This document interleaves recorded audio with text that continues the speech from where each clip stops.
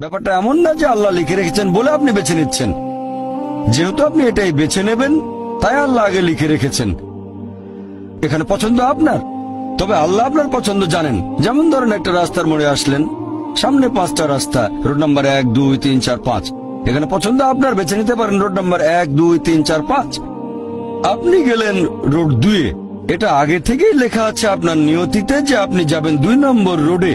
ব্যাপারটা এমন না যে আল্লাহ লিখেছেন বলে আপনি করছেন। যেহেতু আপনি এটাই বেছে নেবেন তাই আল্লাহ আগে লিখে রেখেছেন। তাহলে পছন্দ আপনার।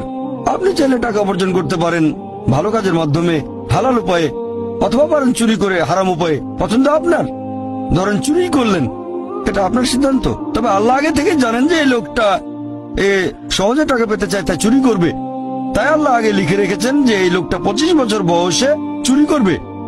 এখানে দোষটা কার? দোষ আসলে আপনার। তবে আল্লাহর আছে ইলমে গায়েব, তাই তিনি আগেই লিখে রেখেছেন।